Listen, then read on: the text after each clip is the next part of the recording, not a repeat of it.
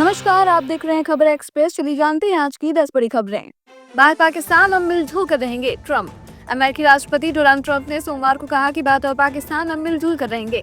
उन्होंने ये बात गाजा पीस समिट के दौरान कही। ट्रम्प ने मजाकिया लहजे में पीछे मुड़कर पाकिस्तानी प्रधानमंत्री शहबाज शरीफ से पूछा, ऐसा है ना? इस पर मंच में मौजूद नेता हंसने लगे। ट्रम्प ने भारत को महान देश बताया और प्रधानमंत्री नरेंद्र मोदी को अपना बहुत अच्छा दोस्त कहा।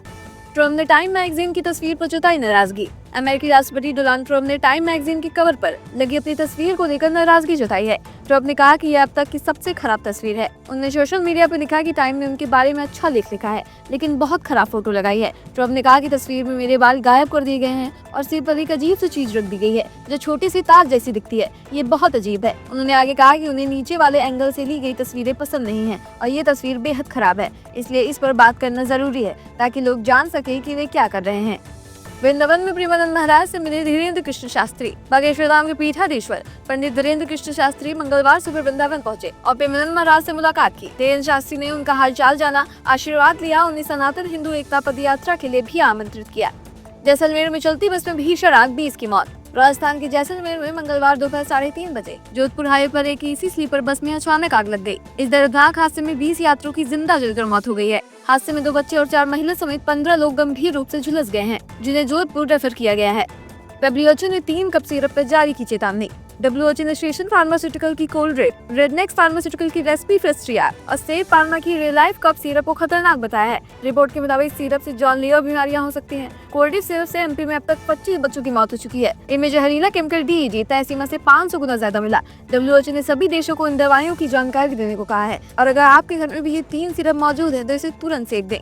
दिल्ली की हवा फिर हुई खराब। राजधानी दिल्ली में वायु गुणवत्ता फिर बिगड़ रही है। AQI 211 दर्ज होने के बाद CAQM ने सीजन में पहली बार GRAPO1 लागू कर दिया है। अब निर्माण स्थलों पर धूल नियंत्रण, खुले में कचरा जलाने पर रोक और सड़कों की नियमित सफाई जैसे 27 प्रतिबंध लागू रहेंगे। साथ ही एंटी स्मोक गन और पानी के छिड़काव के निर्देश दिए गए हैं ताकि हवा और खराब न हो पाए।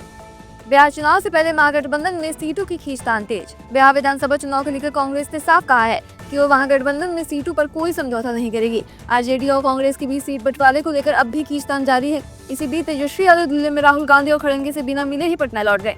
वहीं लोक गायिका मैथिली ठाकुर पटना में BJP में शामिल हो गई हैं और अलीनगर में चुनाव लड़ सकती हैं।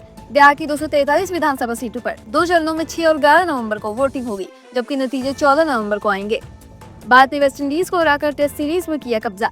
टीम इंडिया ने वेस्टइंडीज के खिलाफ 2 मैचों की टेस्ट सीरीज 2-0 से जीत ली है। मंगलवार को खेले गए दूसरे टेस्ट में भारत ने वेस्टइंडीज को 7 विकेट से हराया। इससे पहले टेस्ट भारत ने पारी और 140 रन से जीता था। दिल्ली टेस्ट से पहले 121 रन के लक्ष्य को टीम ने 3 विकेट खोकर हासिल किया। KL राहुल 58 रन बनाकर नाबाद रहे और चौका लगाकर भारत को जीत दिलाई। तालिबान के स्वागत पर भड़की जावेद अख्तर, वो ये देखकर मेरा सिर शर्म से झुक गया। अफगानिस्तान के विदेश मंत्री आमिर खान के भारत दौरे में हुए भव्य स्वागत पर विवाद हो गया है। मशहूर गीतकार जावेद अख्तर ने इस पर गहरा गुस्सा जाहिर किया है। उन्होंने X पर लिखा कि तालिबान जैसे सबसे खतरनाक आतंकी संगठन के प्रतिनिधि को दिया जा रहा सम्मान देखकर उनका सिर शर्म से झुक गया। अख्तर ने आतंकवाद के खिलाफ बोलने वालों द्वारा किए गए स्वागत पर सवाल उठाया है। आर पार के ऐलान, ट्रम्प के 100% टैरिफ पर चीन भड़का। अमेरिका और चीन के बीच ट्रेड वॉर अब चरम पर है। अमेरिकी राष्ट्रपति डोनाल्ड ट्रम्प के 100% टैरिफ लगाने की धमकी पर चीन ने कड़ा जवाब दिया है। चीन के वित्त मंत्रालय ने मंगलवार को साफ कहा, अगर अमेरिका लड़ना चाहता है तो हम आखिर तक लड़ेंगे। अगर बातचीत करनी है तो धमकियां देना बंद करें। ये विवाद चीन द्वारा दुर्लभ खनिजों पर नया लाइसेंस नियम लगाने के बाद शुरू हुआ, जिसे ट्रम्प ने दुश्मनी बताया है। तो ये थी आज की 10 बड़ी खबरें। ऐसे ही रोज बड़ी खबरों को जानने के लिए हमारे चैनल को सब्सक्राइब करना बिल्कुल न भूलें। धन्यवाद।